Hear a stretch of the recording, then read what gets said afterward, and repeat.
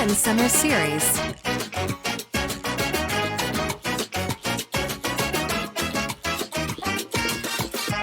Quick question. Why do they nickname you the Tiger? Okay. So Who gave it to you? Yeah. So do you know who Anthony Robbins is? Yeah. Okay. Yorkie reads all his books. Yeah. No. I had a coach, Barry Melrose, who coached me in the minors, and he actually wanted to bring him in for us to listen. Melrose loved Anthony Robbins. Anyhow, Yeah. I know all about him. Yeah.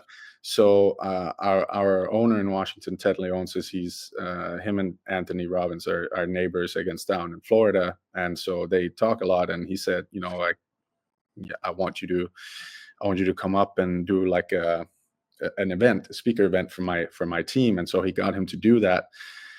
And so we have the whole Caps organization, players and coaches and everybody. We were in this one room, and Tony's up on the scene, and he's talking about all these things, and he gets if you ever sat, I don't know if you ever been in a room at one of his events, but you really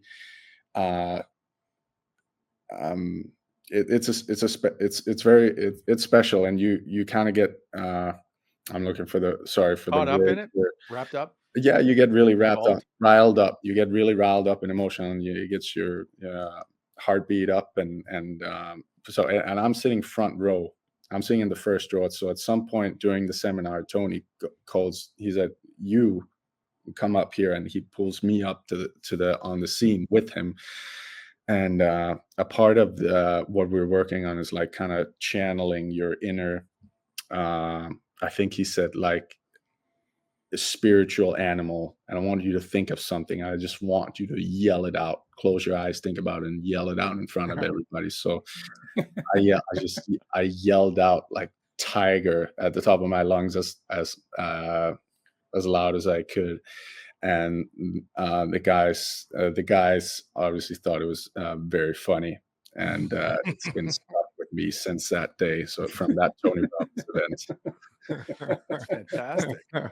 Did he make, after you yelled it out, what did Robbins do? Did you stay on stage for a bit? Yeah, so I remember staying on stage for a bit, and I had to do some stuff, like we're like imagining punching through this barrier of getting through the second round of the playoffs or something like that. And there was other guys up on the stage doing the same thing, but mine really stuck with me since I was the first guy up there, and the guys just loved it, and I haven't been able to get rid of it since. And then the media found out, and then it became a goal song, and it just took a life of its own there. Yeah. Just saying, how did you find that out?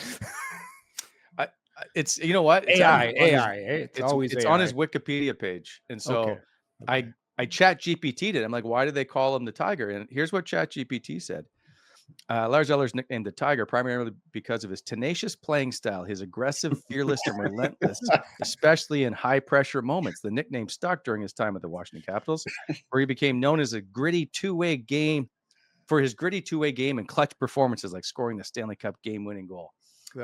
Speaking of that game-winning goal, what's it like? Wally, hold on. You're gonna have to go into Wikipedia and rewrite it now. The real reason he's called the Tiger is because Anthony Robbins. Yeah. Well, there's no reason why it just says the Tiger, known as the Tiger. Anyway, what's it like to score a Stanley Cup game-winning goal? And by the way, like, it's not like it was in the first period. It was, I think, 12 minutes into the third, right? Like, it was a tie game. That's a pretty big deal. Yeah, it was a big deal. Obviously, when I scored it, I think there were still 7 minutes left to go. So I didn't, didn't know where that was going to be it, but we had it was certainly a really good feeling. Like I felt like we like at that moment, like we were going to get this done because we were down 3-2 going into the third. We tied it up 3-3, and then I scored 4-3, and it certainly, I think it took the air out of them after being up going into the third. That was one of the absolute best feelings of my career. If right up there with lifting the cup, special special moment that I don't know if you can ever replicate that. It was just being at the right time, right space at the right time. Things were just aligned for us, and yeah, what a great memory and a great experience. Yeah. Do you ever have to buy a drink in Washington after that? I have had to buy a few drinks. So actually, you guys would like this good story following up on that goal. Anthony Robbins was attending the game, that game 5 in Vegas for us, and he came down in the locker room after and talking to him. And a couple of months later that summer, I get a call from him, and he goes like, I got something special for you, special gift. And I was thinking, what could that be? And he goes like when I scored that goal, the puck, no one really ever saw ever thought of who got the puck. At least I didn't think about it until he brought it up on the phone. Apparently, one of the Vegas players shot it up into the stands. Some fan caught it. Tony tracks down the guy who grabbed the puck in the stands. Wow.